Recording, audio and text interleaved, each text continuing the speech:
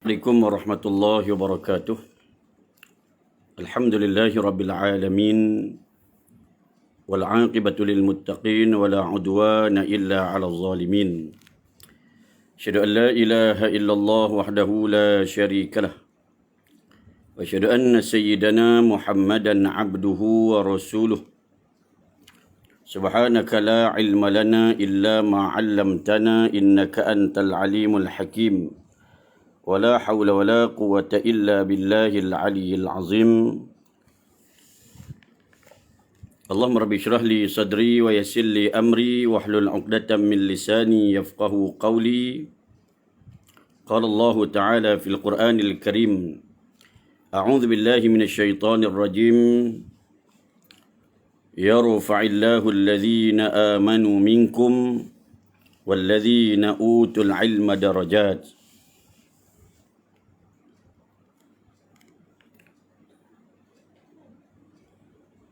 Alhamdulillah, syukur kita kepada Allah Subhanahu wa taala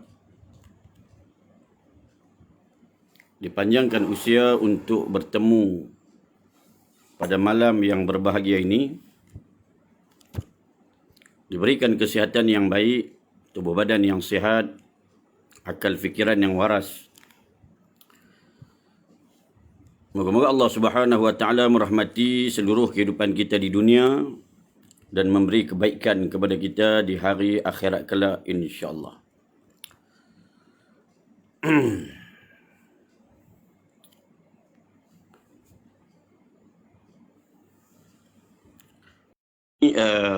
Sedikit perbincangan berkaitan dengan hal ehwal semasa realiti kehidupan.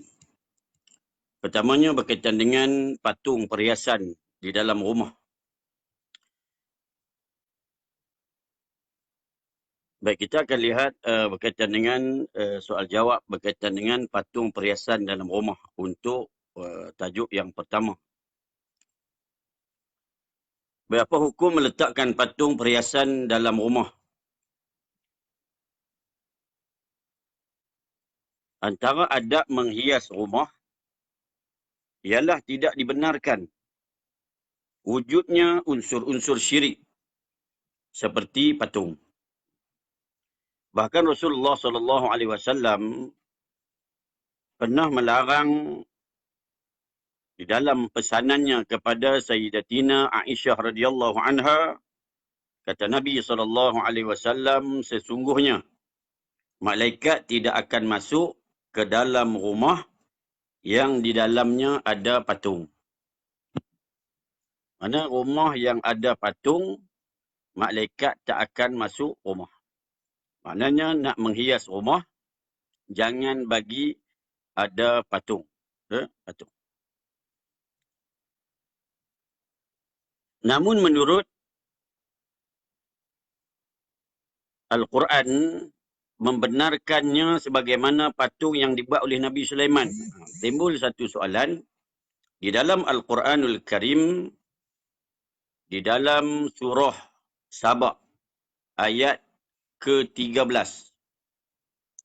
Allah Subhanahu wa taala menyebut golongan jin membuat untuk Nabi Sulaiman alaihi salam apa yang dikendakinya berupa bangunan-bangunan yang tinggi dan juga patung atau gambar dan pinggan-pinggan hidangan yang besar seperti kolam serta periuk-periuk besar yang tetap di atas tukunya.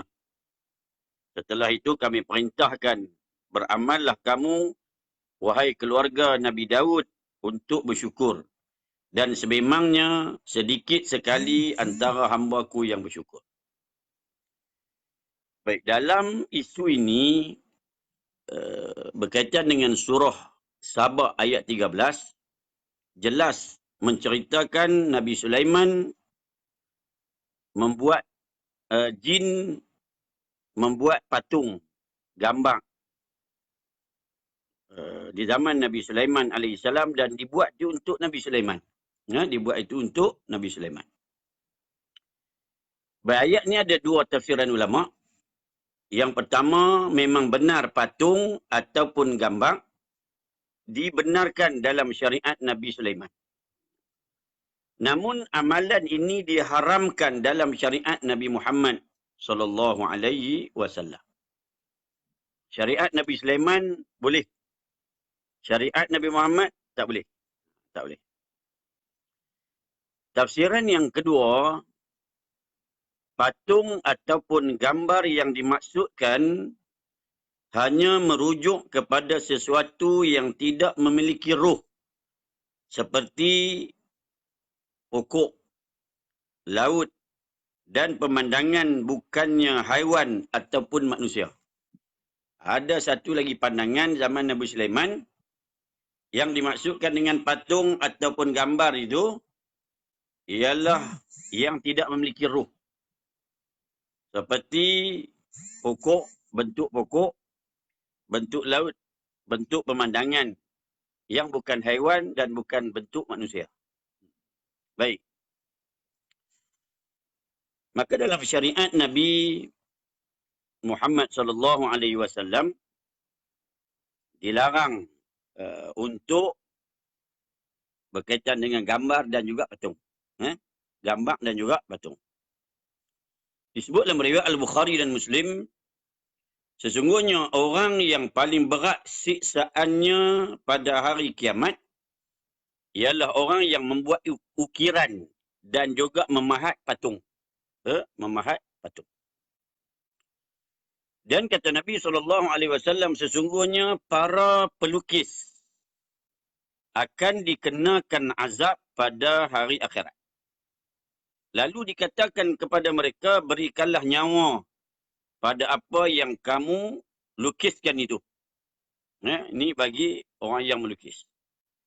Apabila ditanyakan kepada Sayyidina Ibnu Abbas radhiyallahu an tentang gambar yang dilukis, beliau mengatakan bahawa di akhirat nanti Allah akan menyuruh sesiapa yang melukis gambar yang memiliki roh agar meniupkan nyawa kepada gambar itu, sedangkan dia tidak dapat melakukannya. Kata Ibnu Abbas lagi, jika kamu inginkan juga lukis, maka lukislah gambar pokok atau apa jua yang tidak mempunyai roh. Maka para ulama mengatakan, berdasarkan penjelasan Ibnu Abbas ini, harus hukumnya perhiasan berbentuk lukisan ayat-ayat suci Al-Quran, gambar pemandangan seperti laut, perkampungan, pohon di hutan, sungai, dan benda yang tak bernyawa. Benda yang tidak bernyawa. Baik, timbul soalan. Bagaimana pula dengan hadis yang menyebut bahawa Sayyidatina Aisyah pernah bermain dengan anak patung di dalam rumah, tetapi Nabi tidak melarangnya? Baik. Jawapan dia, hadis itu sahih. Hadis itu sahih. Riwayat Imam Muslim. Apabila kita mengkaji tentang larangan membuat patung dan melukis gambar makhluk yang mempunyai roh, maka jelas bahawa faktor larangan kerana dibimbangi menjurus pada syirik dan pemujaan serta usaha menandingi ciptaan Allah Subhanahu wa taala. Namun dalam patung kanak-kanak main anak patung ni, tidak ada unsur syirik, pemujaan, sembahan dalam permainan kanak-kanak. Tak ada. Kata Syekh Muhammad Ali As-Sabuni, patung-patung permainan anak-anak dibolehkan dalam Islam, terutama anak-anak perempuan. Kerana permainan seperti ini boleh mengajar mereka cara mendidik anak-anak mereka satu hari kelak. Bahkan dalam hadis lain, Nabi membenarkan gambar atau lukisan pada bantal, selimut, tempat duduk atau tempat-tempat yang tidak dimuliakan. Maknanya, anak patung tak ada masalah. Lepas dia main, simpanlah. Lepas dia main, simpan. Jangan pula dimuliakan, letak tinggi atas almari yang dipamerkan. Jangan simpan dia di tempat yang tidak dimuliakan. Baik, macam mana pula hukum letakkan gambar keluarga di dinding rumah? Gambar convocation, gambar anniversary, gambar kahwin. Macam-macam gambar lah. Frame cantik-cantik, comel-comel, lekat kat dinding. Lekat dekat dinding rumah. Ini gambar di dinding ni. Baik, para ulama mengatakan hukum meletakkan gambar keluarga adalah harus dengan syarat. Syarat yang pertama, tiada pendedahan aurat. Sebabnya gambar ni akan jadi tatapan umum pada tetamu yang hadir. Sebahagian besar yang hadir itu bukan mahram. Maka pastikan gambar keluarga itu tiada pendedahan aurat. Yang kedua, tiada unsur syirik. Tiada unsur syirik. Contoh, gambar ahli keluarga yang masih kafir, yang belum Islam. Ada keluarga kita yang tak Islam, contoh. Dan dalam gambar tu ada perhiasan salib. Ada rantai ke, baju ke, cap ke. Ada perhiasan salib. Maka tak boleh. Tak boleh tu sebab ada bukan dengan tangkap gambar dengan orang bukan Islam, boleh. Keluarga bukan Islam, boleh. Yang tak bolehnya jika ada perhiasan salib. Yang ada unsur syirik. Maka tak boleh gambar tu dipamerkan, dilekat di dinding. Tak boleh. Berapa beza lukisan dengan foto?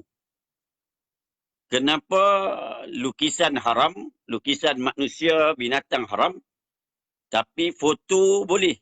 Foto boleh. Foto manusia boleh. Kenapa boleh? Baik. Gambar yang diambil secara fotografi adalah harus. Kerana gambar itu dihasilkan dengan tujuan sebagai kenangan.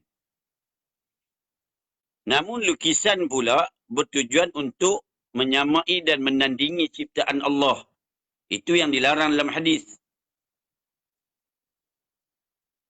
Kata Syekh Muhammad Ali As-Sabuni dalam tafsir ayat Al-Ahkam, pengharaman lukisan adalah kerana disebabkan seseorang pelukis itu berusaha mencipta suatu gambaran yang menandingi ciptaan Allah. Ini berbeza dengan fotografi yang terhasil daripada tindak balas cahaya yang mampu dilakukan oleh sesiapa saja. Pelukis tak semua orang. Walhal lukisan hanya mampu dilakukan oleh seseorang yang berkemahiran saja. Berbeza dengan kita pukul gambar. Kita ambil gambar, tangkap gambar. Fotografi, itu boleh. Itu boleh. Cuma yang tak boleh, bila fotografi, contoh orang yang ambil gambar kahwin ke apa ke, yang orang tu tak tutup aurat. Tak boleh lah. Pendapatan tu bermasalah lah. Tapi kalau foto tu semua tutup aurat elok, gambar orang kahwin, dia dah kahwin. Bolehlah pegang peluk bini dia. Tapi mesti menutup aurat. Bukan membungkus aurat. Bukan membungkus aurat, dia menutup aurat. Itu okey. Mana yang jadi fotografi, maka di situ ada dakwah dia. Dan mencari sesuatu yang benar-benar halal, maka ambillah gambar yang benar-benar menutup aurat. Baik, habis. Masalah pertama. Baik, masalah kedua dan juga isu-isu yang lain. Apa hukum jual beli kucing? Baik. Jual beli kucing sah sebab suci dan bermanfaat. Maka memenuhi syarat barangan jualan. Dalam hadis Sahih Muslim, ada riwayat Nabi larang jual kucing. Para ulama mengatakan yang pertama, larangan itu berbentuk makruh tanzih. Ini kerana biasanya masyarakat tidak mengambil harga kedua-duanya dan hanya menghadiahkan saja. Yang kedua, para ulama mengatakan larangan tersebut berkaitan dengan kucing liar yang tidak jinak, sehingga tidak boleh dimanfaatkan dan tidak halal dimakan menurut pendapat yang sahih. Wallahu a'lam. Jual kucing ni makruh, tapi dari sudut jual beli hukumnya sah. Hukumnya sah. Namun yang lebih baik hadiah ajalah kucing tu. Meleng lah orang beli kucing yang mahal-mahal ni. Kucing Parsi lah. Kucing ada harga lah kucing tu. Kita akan tengok sikit berkaitan dengan berkaitan dengan haiwan. Berkaitan dengan hukum pelihara haiwan. Hukum pelihara haiwan. Tadi saya sebut yang tu. Kita tengok soalan lain sikit. Adakah harus menjual penawar racun dan bisa ular? Bisa ular.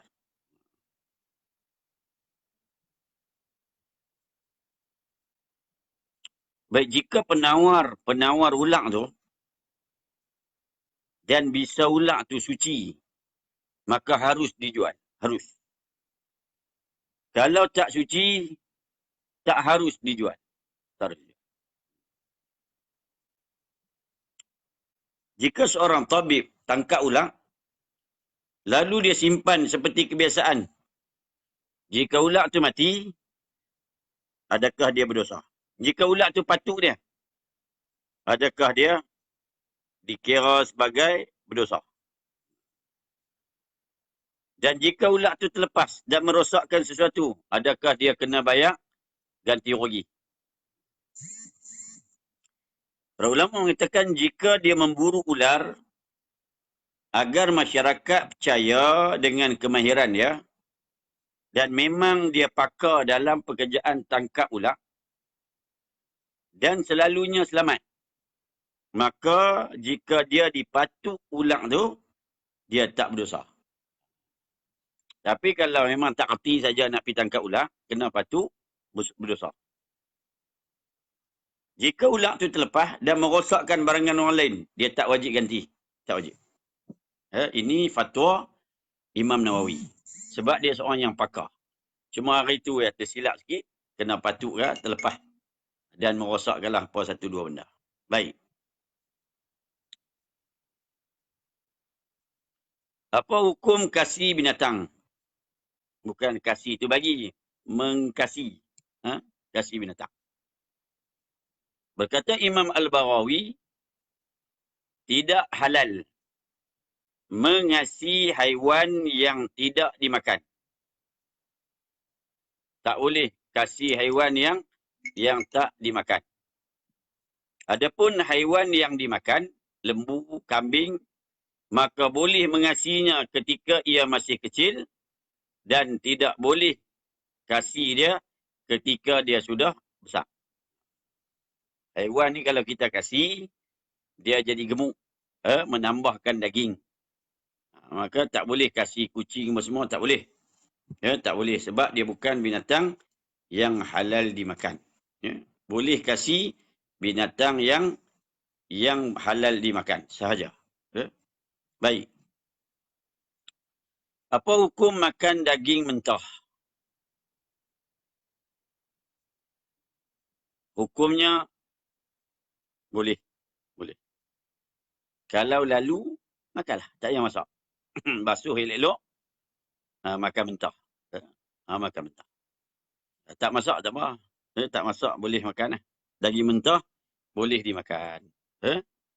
Boleh dimakan. Tak payah masak. Kalau lalu makan, sila makan.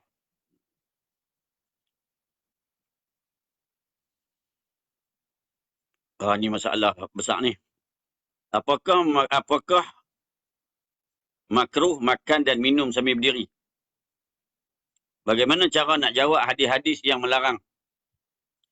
Baik, minum, berkata Imam An-Nawawi, minum sambil berdiri hukumnya makruh, tidak haram. Adapun makan sambil berdiri, maka jika ada hajat, hukumnya harus. Jika tanpa hajat, maka hukumnya khilaf afdal, menyalahi yang lebih utama. Dia tak makruh, menyalahi perkara yang utama. Yang utama duduk lah. Tapi dia berdiri. Kalau ada hajat, harus makan berdiri. Tak ada tempat ke, orang penuh padat ke. Tapi kalau tak ada hajat, menyalahi yang lebih utama. Apa yang lebih utama? Duduk lah. Ini kerana sabit dalam riwayat Ibnu Umar bahawa para sahabat Nabi pernah melakukannya. Ini lebih utama dibandingkan riwayat Sahih Muslim daripada Anas yang memakruhkannya. Adapun minum berdiri, dalam Sahih Muslim Nabi melarang. Namun dalam Sahih Al-Bukhari dan selainnya ada hadis yang sahih yang mengatakan bahawa Nabi melakukannya.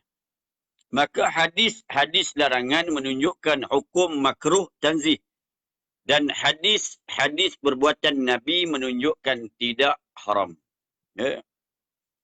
Makan berdiri, minum berdiri makruh. Makan berdiri khilaf afdal. Menyalahi perkara yang lebih utama. Ya. Maka sebolehnya duduklah. Itu paling bagus dan paling beradab.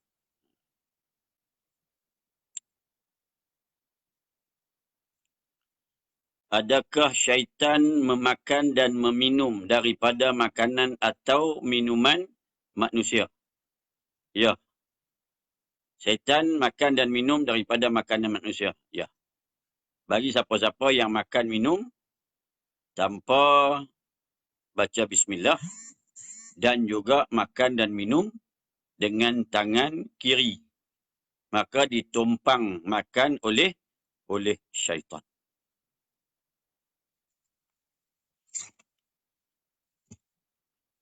Assalamualaikum. Waalaikumsalam. Ustaz, kalau selepas berwuduk, makan atau tertidur, batal ke air wuduk dan bersentuhan dengan suami atau isteri? Baik. Puan Dayang, Andi Dayang. Makan tak batal wuduk. Makan tak batal wuduk. Tak batal. Sebab tidak termasuk dalam perkara yang batalkan wuduk. Lepas wuduk, makan boleh. Tapi bila nak semayang, kena berkumur-kumur semula. Kena berkumur-kumur semula. Wuduk tak batal. Baik. Tidur. Tidur ni, ada satu kaedah tidur yang tak batal wuduk. Tidur yang tetap papan punggung. Maknanya dia lena, duduk macam saya ni, kaki melunjuk ke depan. Kaki lunjuk ke depan. Maka lena lah, lena. Bila dia celik mata, dia duduk macam ni juga. Tapi kalau dia lena, menyandak kat dinding macam ni, kaki lunjuk ke depan, bangun dah macam lain lah. Dah tergolek, dah terlentang, dah menerap, dah tertungging, dah terbalik, batal wuduk. Batal wuduk. Tidur yang tetap papan punggung. Punggung ni, bila kita lunjuk kaki, lurus saja. Maka lena macam tu, jaga pun macam tu juga. Yang tu tak batal wuduk. Tapi kalau lena, mengiring, menerap, apa lagi? Melentang, apa lagi? Yang bukan tetap papan punggung lah. Yang tu batal wuduk, kena ambil wuduk semula. Bersentuhan dengan suami atau isteri. Bersentuhan tak batal wuduk kalau berlapik. Tapi kalau sentuh kulit tak berlapik, batal wuduk. Sentuh ini batal lah. Batal. Sentuh atas baju tak batal wuduk. Sentuh rambut isteri, sentuh rambut suami tak batal sebab bukan kulit. Apa lagi? Sentuh kuku tak batal sebab bukan kulit. Sentuh gigi tak batal sebab bukan kulit. Sentuh kulit batal. Sentuh kulit batal. Okey. Itu berkaitan dengan bab batal wuduk lah. Batal wuduk. Baik.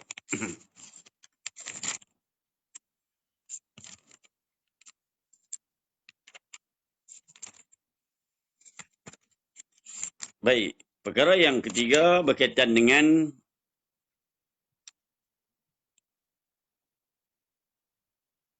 Trend hari ni, masyarakat kita suka bela binatang. Bela binatang. Ada yang anak muda bela haiwan eksotik. Sugar glider, hamster, iguana. Macam-macam lah. Ulat sawah. Macam-macam bela ni. Macam-macam dibelanya. Baik. Saya akan sebut sikit tentang macam-macam binatang yang dibela ni.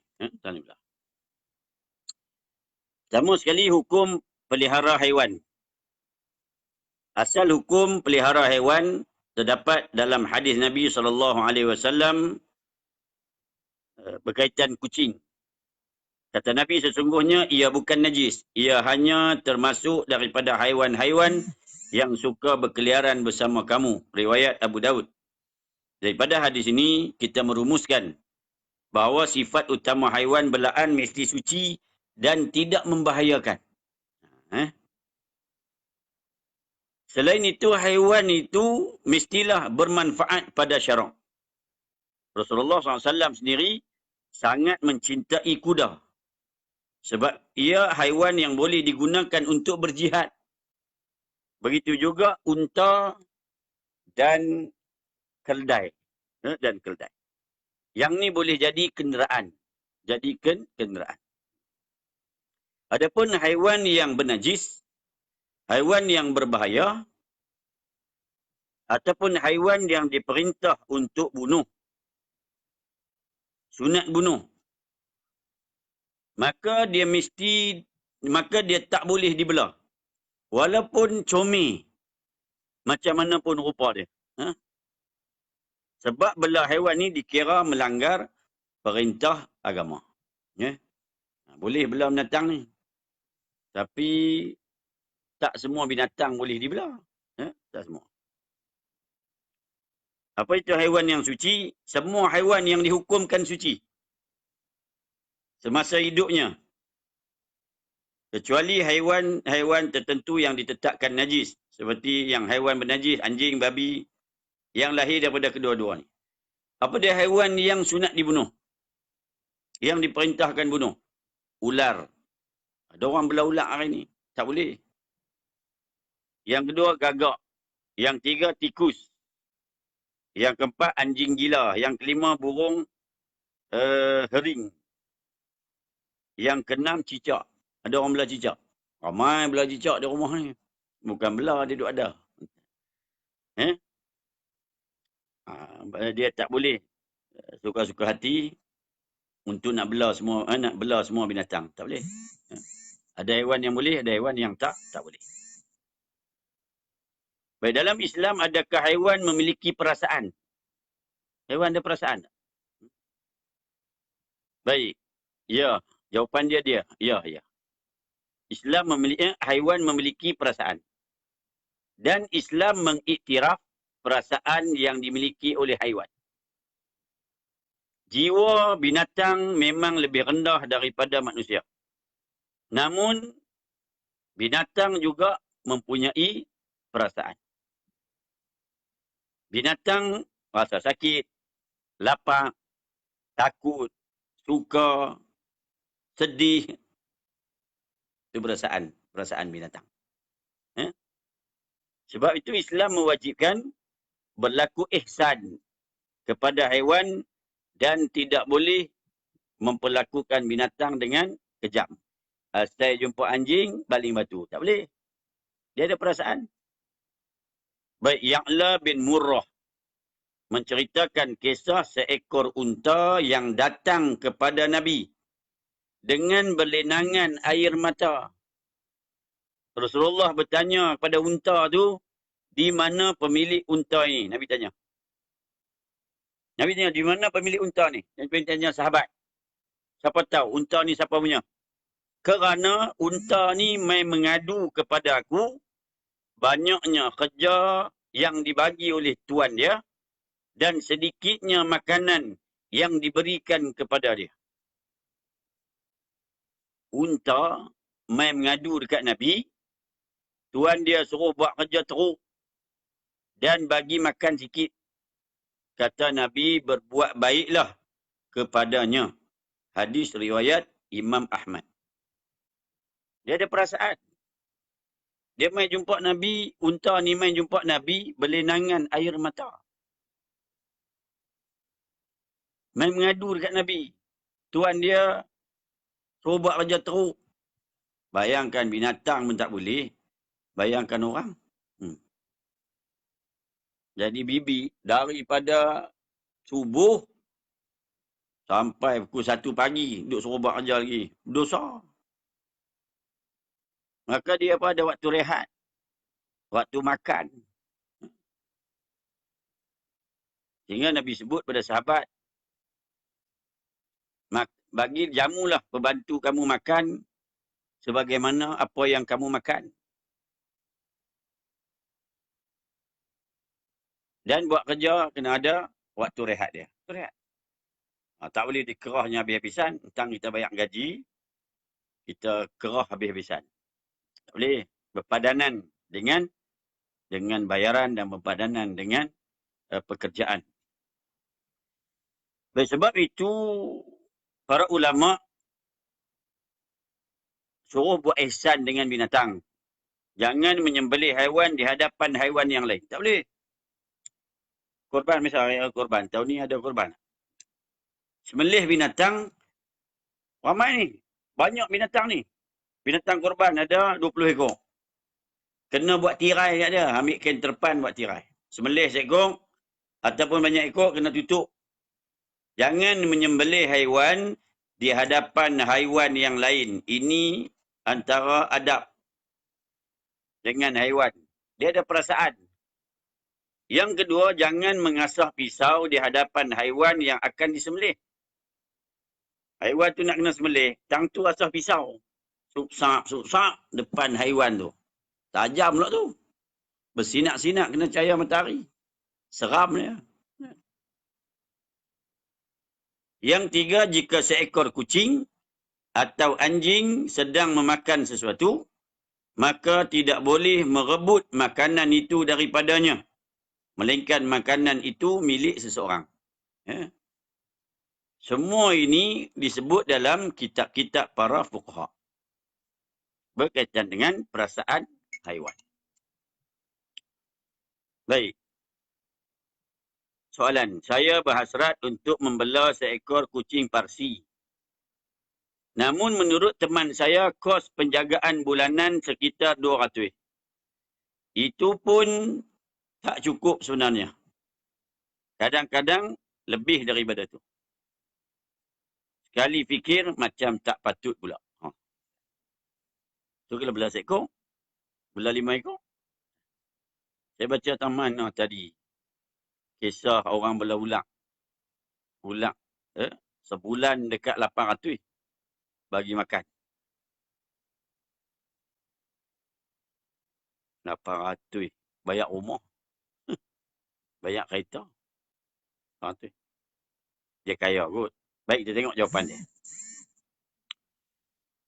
Berbuat ihsan pada binatang ni satu perkara yang terpuji. Hukum berubah jadi wajib apabila haiwan tersebut dikurung sehingga tidak dapat mencari makanan sendiri. Kalau kita bela, kurung dia dalam kandang ke dalam sangkak ke, dia tak boleh cari makan sendiri, jadi wajib kita bagi dia makan. Maka pada waktu ini, pemiliknya mesti sediakan semua keperluan, makan, minum, unggun api, sediakan. Berkata Imam Ibn Hajar Al-Haythami dalam fatwa disunatkan untuk bermurah hati kepada kucing. Dan wajib atas pemiliknya memberi makan kepadanya jika ia tidak dapat mencari sendiri makanannya.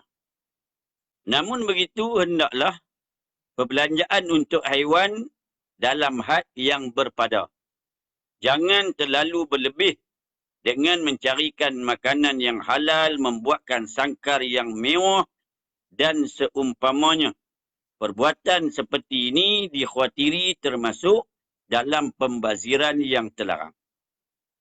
Apalagi jika dalam masa yang sama ada anggota keluarga, jiran tetangga dan orang-orang yang memerlukan bantuan kita. Maka kerana bela binatang ni, sampai nak sedekah kat surau pun tak ada duit. Nak sedekah dekat, nak bantu fakir miskin pun tak boleh. Nak bantu jiran tetangga yang susah pun tak boleh. Sebab kucing saja sebulan beribu. Bela lagi sugar glider, hamster, iguana dan macam-macam lagi ya. Hari ni saya pun tak tahu. Macam-macam orang bela. Buat ihsan dan sedekah kepada binatang memang terpuji. Namun berbuat ihsan dan bersedekah kepada manusia yang memerlukan lebih terpuji. Itu kena faham bagi betul. Kena faham bagi betul. Kan tak boleh. Tapi boleh lah. Jaga.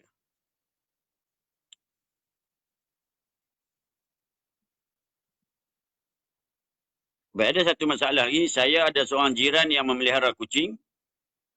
Masalahnya kucingnya membuang najis merata-rata. Berapa kali terpijak najisnya ketika hendak ke masjid. Apa hukumnya membelah haiwan hingga mengganggu keselesaan orang lain? Baik, perbuatan seperti ini tak elok dari sudut hukum dan akhlak. Secara prinsip, pemilik haiwan berkewajipan memastikan haiwan peliharaannya tidak mengganggu orang lain. Apabila haiwan itu menyebabkan kerosakan atau kerugian orang lain, maka pemiliknya mesti bertanggungjawab. Berkata Taqiyuddin Al-Hisni dalam kitab Kifayatul Akhyar, menurut pendapat yang sahih, jika seseorang memiliki seekor kucing yang suka menangkap burung dan membalikkan kuali, lalu kucing itu merosakkan barangan orang lain, maka pemiliknya wajib menanggung ganti rugi. Sama ada hal itu berlaku pada waktu malam ataupun pada waktu siang. Ini kerana kucing seperti ini ataupun haiwan seumpamanya sepatutnya diikat dan dikurung. Begitu juga haiwan-haiwan yang suka mengganggu. Haiwan itu tidak memiliki sifat kebiasaan seperti itu. Dia okey je. Tiba-tiba hari itu jadi macam tu. Maka tak wajib ganti rugi mengikut pendapat yang rajih. Sebabnya makanan biasanya mesti dijaga. Bukan kucing mesti diikat. Dia asalnya kucing tak ikat. Dia jaga makanan dia baru dia tak pergi kacau tempat orang lain.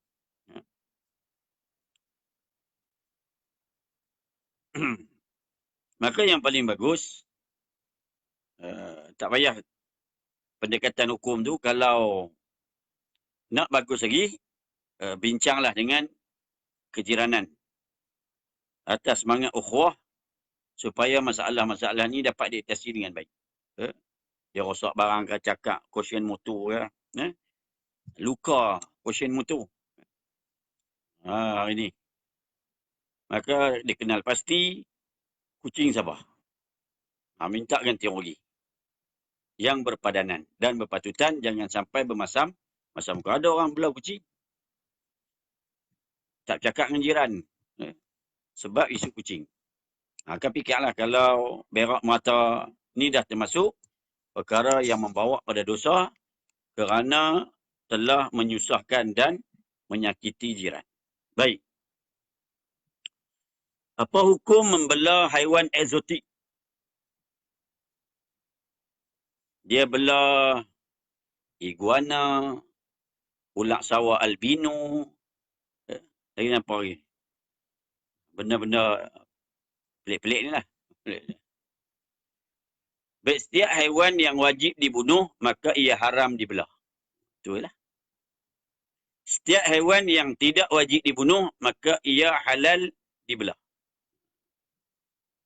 Kita sebut tadi, 5 haiwan yang mesti dibunuh: ular, gagak, tikus, anjing ganas, burung bangkai. Tikus, banyak ni. Cicak. Baik.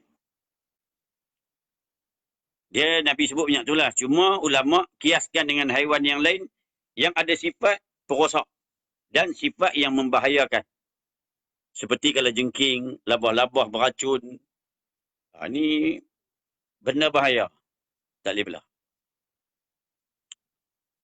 Ular. Tak boleh. Selain 5 haiwan ni, maka diharuskan belah haiwan yang suci dan bermanfaat bagi manusia. Berkata Syekh Khatib Asy-Syarbini dalam Mughni Al-Muhtaj, harus memiliki harimau seperti mana kera, gajah dan seumpamanya yang digunakan untuk memburu. Tapi kena pakar lah. Belah harimau. Silap dia ngak balik lah. Dia belah untuk berburu. Ya? Belah gajah. Untuk orang dulu belah gajah buat pergi perang. Kita tengok dia punya manfaat dia ada ataupun tidak. Yang tidak.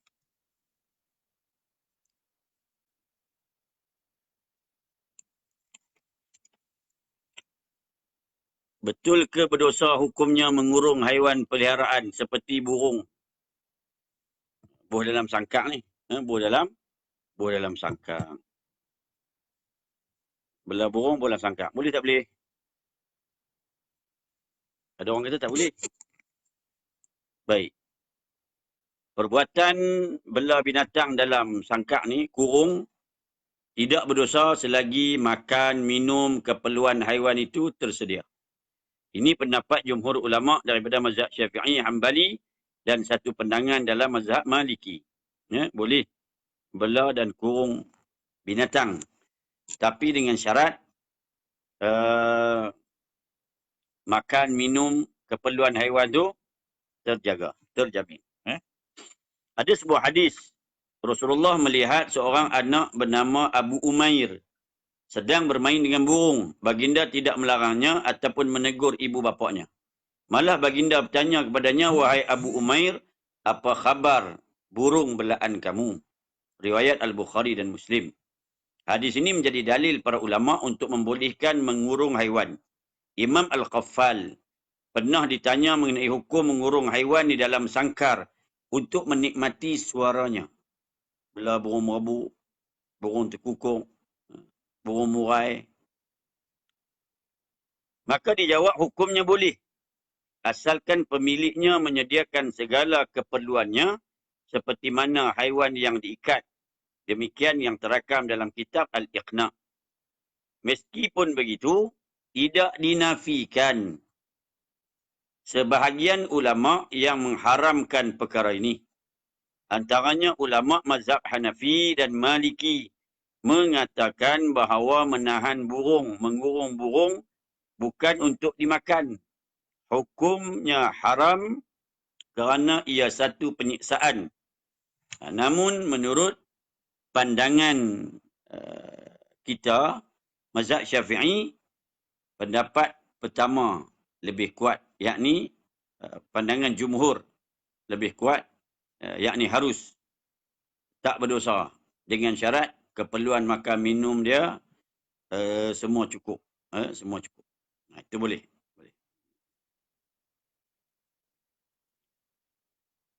Benarkah Nabi memelihara kucing yang diberi nama Mu'izzah? Mu'izzah. Kononnya Nabi sangat menyayangi haiwan ini sehingga baginda pernah memotong lengan jubah baginda kerana tidak ingin mengganggu Mu'izzah yang tidur di atasnya. Jawapannya tidak benar. Tidak ada riwayat sahih yang menunjukkan perkara tersebut. Kisah ini tersebar di dalam internet. Bahkan sebahagian mengatakan kisah ini palsu. Haram menyebar kisah ini tanpa penjelasan tentang status kepalsuan dia. Haiwan peliharaan Nabi, unta. Nama Qaswa dan Adbah. Yang kedua, kuda.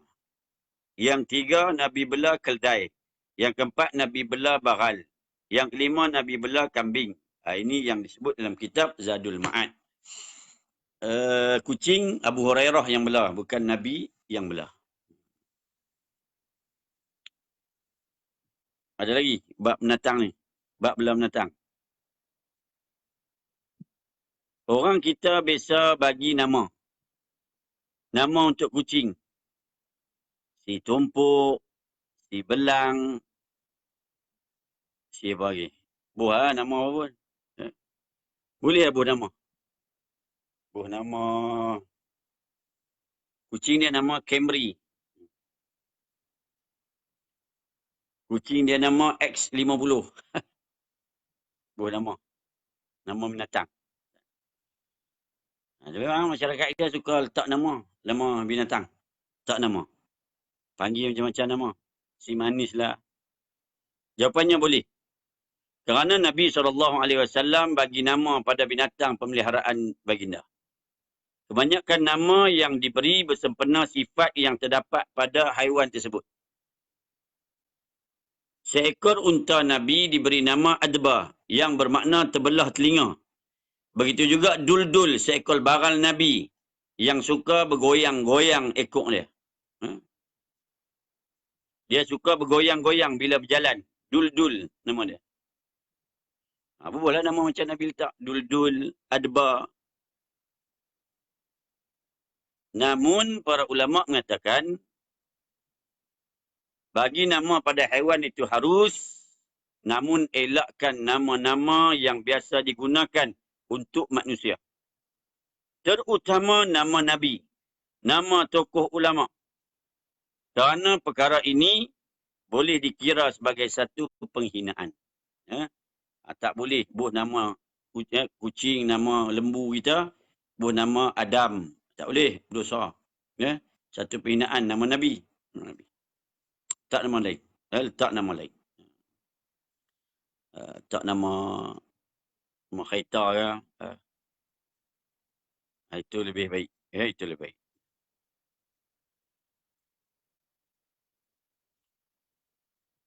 Baik, di kawasan perumahan saya kerap terjadi jenayah pecah rumah. Kebanyakan rumah yang dimasuki adalah rumah orang Islam. Jarang sekali rumah jiran non-Muslim kerana mereka membelah anjing. Baral tu apa? Macam kaldai. Baral. Dia kecil sikit pada kaldai. Piramli kan sebut Kididin. Baral. Macam kaldai lah. Jadi bolehkah orang Islam bela anjing untuk tujuan keselamatan? Dia kata kawasan perumahan dia banyak jadi kes kecurian. Rumah orang bukan Islam tak masuk. Rumah orang Islam masuk. Bolehkah bela anjing untuk tujuan keselamatan? Baik, para ulama mengatakan memelihara anjing tanpa hajat haram hukumnya. Menurut mazhab Syafi'i. Namun jika ada hajat, maka para ulama bersepakat hukumnya harus kalau ada hajat. Nabi sebut sesiapa yang memelihara anjing, kecuali anjing untuk menjaga ladang, haiwan ternakan dan berburu, maka setiap hari pahalanya berkurangan 1 qirat. Saja bela jadi haiwan pet, maka hilang pahala 1 hari 1 qirat. 1 qirat lebih kurang sebesar gunung Uhud. Dah lah pahala tak besar tu, hilang banyak tu. Tapi pahala tak hilang kalau bela anjing tu untuk jaga ladang. Jaga haiwan ternakan. Jaga keselamatan. Rumah. Tapi kena jagalah. Jangan ambil masuk rumah pula. Berdasarkan hadis ini, para ulama mengatakan membolehkan memelihara anjing untuk tujuan keselamatan diri dan harta benda. Berkata Syekh Khatib Syarbini dalam kitab Mughni, harus memelihara anjing bagi orang yang menggunakannya untuk berburu atau menjaga ternakan, menjaga ladang, menjaga rumah. Harus juga hukumnya melatih anak anjing untuk digunakan bagi keperluan-keperluan itu apabila besar nanti. Adapun sekadar hanya untuk menghiburkan diri, bermain-main dengannya, maka hajat itu tidak diterima sebagai tujuan memelihara anjing yang dibolehkan syarak. Tak boleh lah. Masuklah rumah. Tapi jagalah tempat dia pijak apa semua, nak kena sertu, nak kena sama. Tak boleh tukar suka hati lah.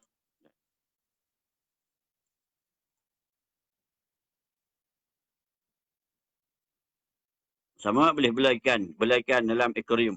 Boleh. Tapi bagi Bagi makan semua cukup lah. Macam binatang tadi juga lah. Ya. Macam binatang tadi.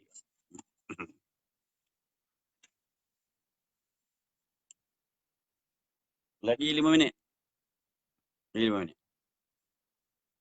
Baik, adakah kita perlu memastikan status halal makanan kucing yang hendak kita beli? Adakah perlu pastikan makanan kucing tu halal? Tak perlu. Kucing boleh makan bangkai atau daging yang tak disembelih mengikut syarak. Kan dia cari makanan sendiri. Mana dia tahu? Kucing kan dia bila cari makanan sendiri. Mana ada cok halal. Dia bedai semua. Dia bedai. Agak tak ada masalah lah sebab dia kucing.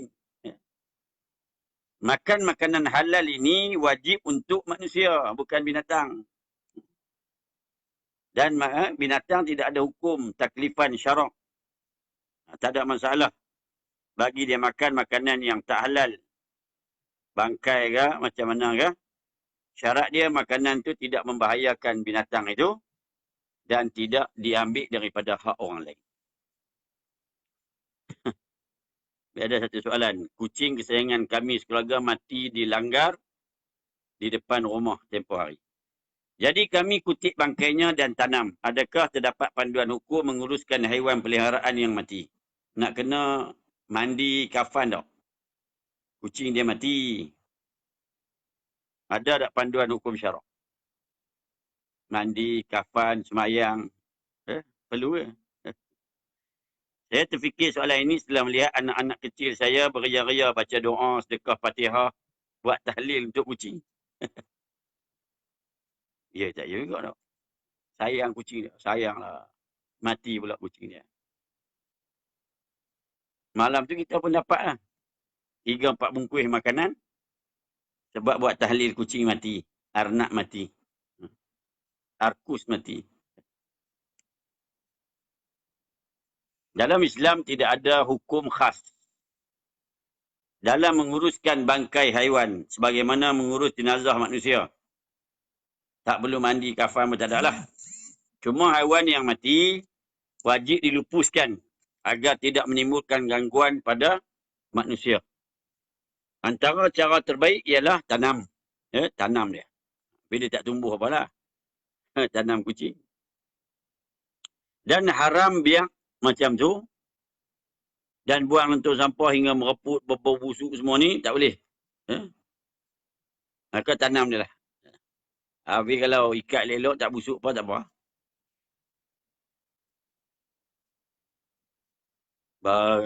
Saya baca semalam, ada lembu 20 ekor kena kilat.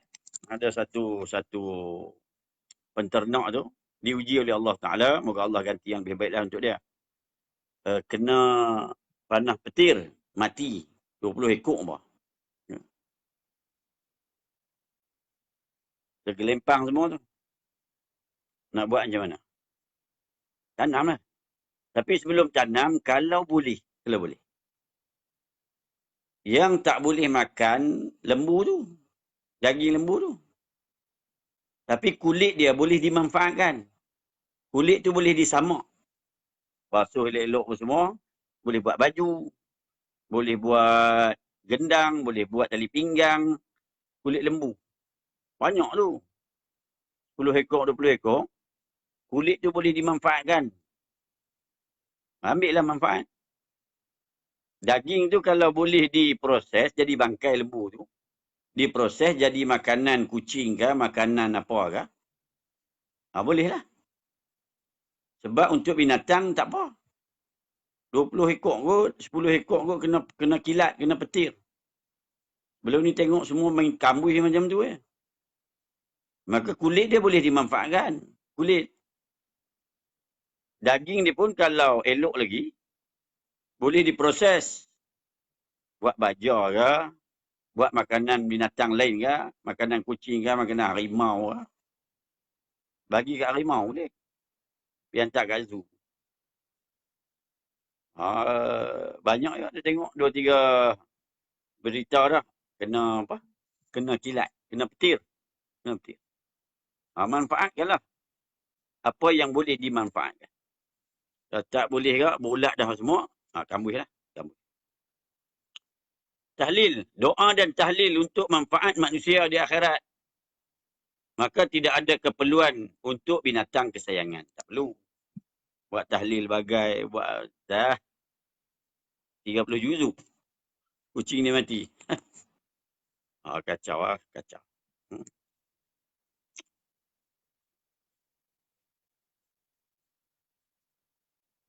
Apa lagi? Banyak lagi lah.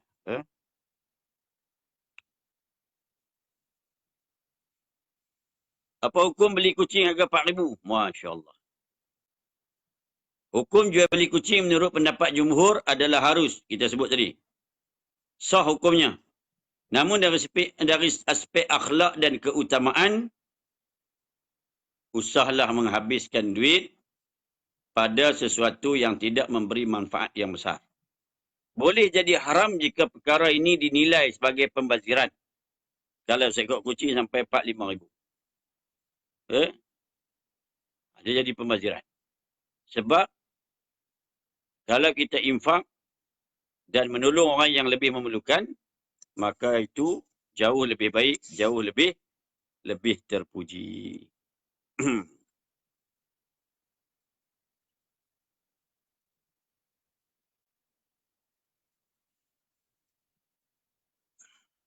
Apa hukum tengok babi? Apa hukum tengok babi di zoo ke? Ada orang tak pernah tengok babi. Di zoo cari mana babi, tengok muka babinya mana. Tengok babi. Hukumnya harus, boleh, tidak makruh, tidak haram. Tengok babi dekat zoo. Tak payah pergi tengok zoo lah. Kat Sungai Buaya banyak babi. Boleh tengok babi kat Sungai Buaya. Maka hukum tengok babi boleh. Tidak makruh dan tidak haram. Piduk peluk dia, piduk semua. Tu kena, dia binatang yang bernajis. Tu kena sama, kena sertu. Tu kena sertu. Maka dia tak ada masalah pun nak selfie dengan babi. Kalau teringin, ikut suka. Cuma lepas buka Facebook, tentera bawang dia akan kritik habis-habisan. Itu je lah. Baik, lain pada tu kita sambung esok lah. Lain pada tu, kita sambung esok lah. Lagipun Ustaz Jalil masuk lah. Berhenti lah. Ustaz Jalil masuk. Tak mau kuliah lah. Habis lah. InsyaAllah kita sambung lah esok. 2-3 benda lagi. Kalau direzekikan masa yang lapang, insyaAllah.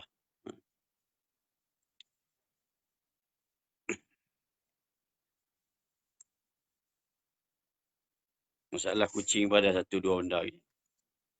Sebelum kita tengoklah perkara-perkara yang lain, hukum hakam yang lain. Haiwan ni pun ada zakatnya. Ada orang belah rusa, ada orang belah kambing. Itu pun kita akan tengok lagi lah. Berkaitan dengan zakat binatang ke. Dan isu-isu yang lain insyaAllah. Tadi saya baca kisah nanti untuk kuliah halil lah.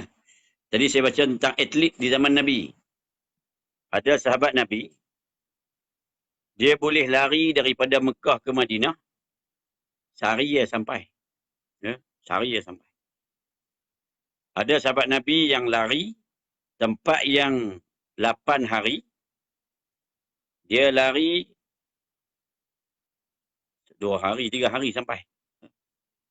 Atlet zaman Nabi. Laju lah. Allah bagi kehebatan dia. Yang tu insyaAllah. Hari lain kita cerita bab sukan pula. Kita cerita bab hukum hakam sukan. Ni hukum hakam binatang. Tu pada sikit lagi. Nanti kita tengok hukum hakam sukan permainan. Yang realiti hari ni, yang orang suka duk buat ni. Ni bab belah binatang. Kita tengok pula bab sukan. Orang suka lah. Ada yang suka sukan ekstrim. Apa hukum dia, insyaAllah. Kuliah akan datang, kita akan bicarakan tentang isu-isu ini insyaAllah. Ramai yang kerja di rumah. Nanti insyaAllah kalau ada kelapangan, kita buat kuliah subuh. Kita buat kuliah subuh sebab ramai duduk di rumah. Wallahualam. Bismillahirrahmanirrahim. Alhamdulillahirrabbilalamin. Wassalatu wassalamu ala rasulina al-amin wa ala alihi wa sahbihi ajma'in. Allahumma inna nas'aluka ilman nafi'a wa rizqan wasi'an halalan tayyiba wa amalan mutaqabbala wa shifaan min kulli da'. Allahumma inna na'udzu bika minal barasi wal jununi wal juzam wa min sayyi'il asqam. Allahumma rabbana atina fid dunya hasanah wa fil akhirati hasanatan wa qina azaban nar. Wa sallallahu ala sayyidina Muhammad wa ala alihi wa sahbihi wa baraka wa sallam. Walhamdulillahi rabbil alamin. Minta maaf banyak-banyak jika terkasar bahasa, salah silap dan sebagainya. Moga Allah SWT ampunkan saya dan tuan-tuan memaafkan saya. Moga bermanfaat bincangan kita 1 jam pada malam ini. Moga Allah Ta'ala meredai perhimpunan kita pada malam ini insyaAllah. Amin. Berjumpa lagi pada siri kuliah yang lain. Aqulu qawli hadza wa astaghfirullahal azim li wa lakum. Subhanakallahumma wa bihamdika asyhadu an la ilaha illa anta astaghfiruka wa atubu ilaik. Bismillahirrahmanirrahim. Wal 'asri innal insana lafi khusr illa alladhina amanu wa 'amilus solihat wa tawasaw bil haqqi wa tawasaw bis sabr. Wassalamualaikum warahmatullahi wabarakatuh.